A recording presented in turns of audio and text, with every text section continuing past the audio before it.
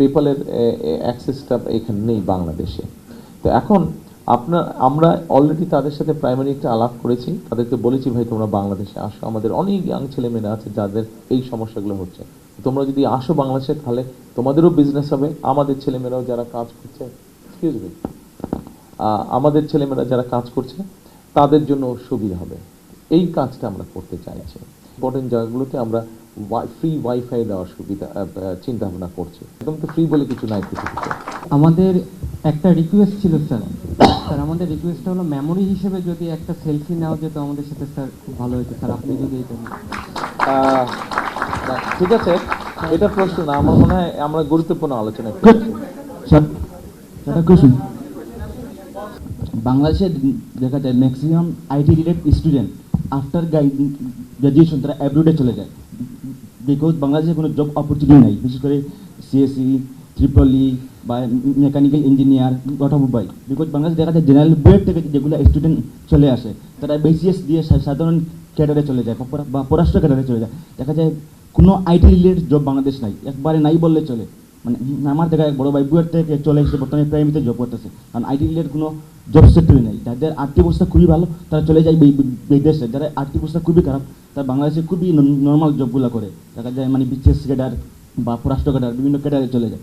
দেখা যায় মানে বর্তমান বিশ্ব মানে ম্যাক্সিমাম মানে কান্ট্রিগুলো আইটি সেক্টরের উপরে খুবই জোর দিতেছে। তাই বাজেটের মানে এডুকেশন বাজেটের 1% থাকে আইটি, যেমন ডেনমার্ক বা ফিনল্যান্ড এরকম কান্ট্রিগুলো আইটি রিলেটেড সেক্টরে খুবই স্ট্রং। বাট আমাদের দেখা যায় ম্যাক্সিমাম বাংলাদেশে দেখা যায় স্টুডেন্ট বর্তমানে সিএসসিতে ভর্তি হইতেছে ম্যাক্সিমাম স্টুডেন্ট বা ট্রিপল-ইতে, বাট জব নাই বললেই চলে, মানে বা প্রতিটা ভার্সিটিতে কোনো ফ্যাসিলিটি নাই। আমি মনে হয় কিছুটা হলেও বুঝতে পেরেছি আপনার প্রশ্ন, ধন্যবাদ। দেখুন আপনার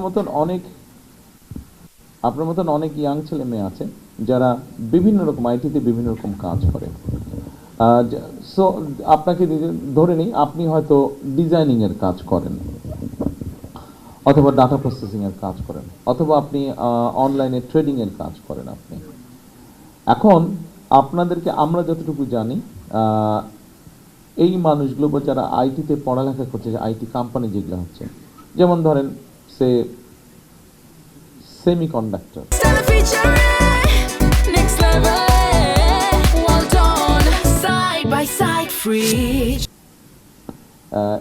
এই সেমিকন্ডাক্টরের বোধহয় কতগুলো ক্যাটাগরি আছে, শুধু সেমিকন্ডাক্টর বললে না, অনেক রকম কয়েক রকম ক্যাটাগরি আছে।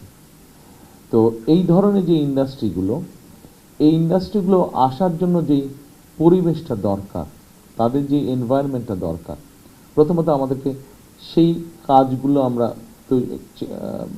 তৈরির চেষ্টা করছি, পরিকল্পনা করছি।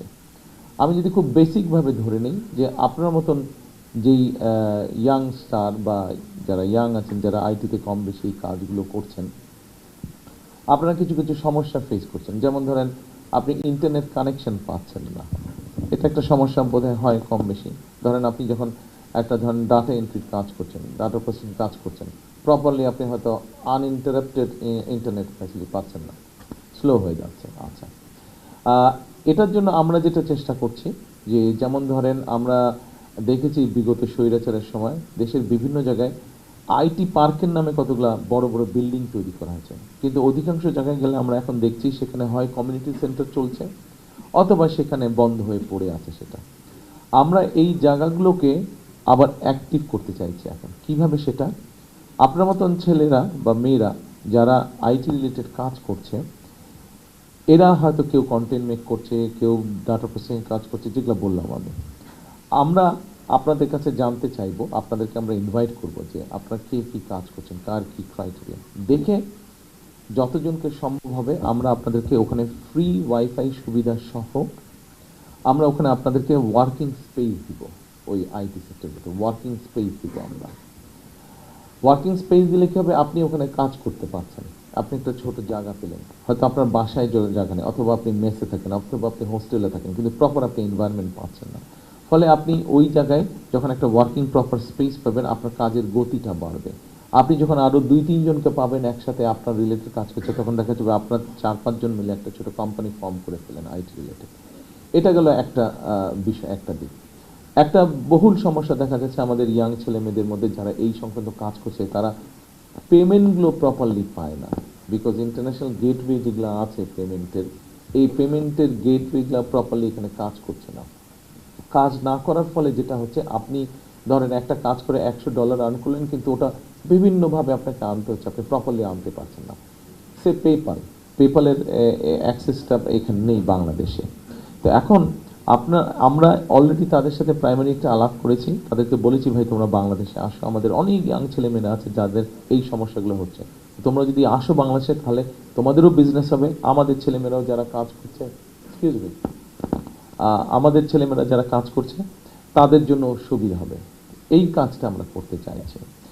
এর বাইরে আমরা বিভিন্ন জায়গা, ধরেন শহরের মধ্যে বিভিন্ন ভালো ক্যাফেটেরি যেগুলো, অথবা আপনার বিভিন্ন লাইব্রেরি যেগুলো আছে, অথবা বিভিন্ন কলেজ বা হাই স্কুল যেগুলো আছে যেখানে ইয়াং স্টুডেন্টদের বা আপনার মতন স্টুডেন্টদের চলাফেরা উঠা বসা আছে, সেই জায়গাগুলোতে আমরা, ইম্পর্টেন্ট জায়গাগুলোতে আমরা ফ্রি ওয়াইফাই দেওয়ার সুবিধা চিন্তা ভাবনা করছি। এর মধ্যে আমরা এক্সপেরিমেন্টাল কয়েকটি প্রজেক্টও চালু করেছি যে আপনি ফ্রি ওয়াইফাই ওখানে পাবেন। একদম ফ্রি না ব্যাপারটা, তবে আপনাকে কিছু দিতে হবে না।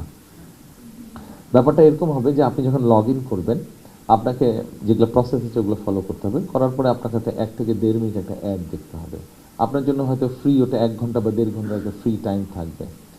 আপনি 1.5 ঘন্টা পরে ডিসকানেক্ট হয়ে যাবেন, হয়তো হয়ে গেলে আবার আপনি লগ ইন করবেন, আবার আপনাকে 1-1.5 মিনিটের অ্যাপটা দেখতে হবে, আবার আপনি কানেক্ট হয়ে যাবেন। এইভাবে জিনিসটা হবে, এভাবে একদম তো ফ্রি বলে কিছু নাই কিছু। আর এর বাইরে বিভিন্ন আইটি রিলেটেড যেগুলো কোম্পানি, যেমন আমি প্রথমেই বললাম যে যেমন ধরেন আপনার যে কি শব্দটা বললাম, সরি, সেমিকন্ডাক্টর, রাইট, সেমিকন্ডাক্টর। যে সেমিকন্ডাক্টর কম বেশি এই কাজগুলোতে যারা ইনভলভ আছে, এরকম কিছু মানুষের সাথে আমাদের কথা হয়েছে।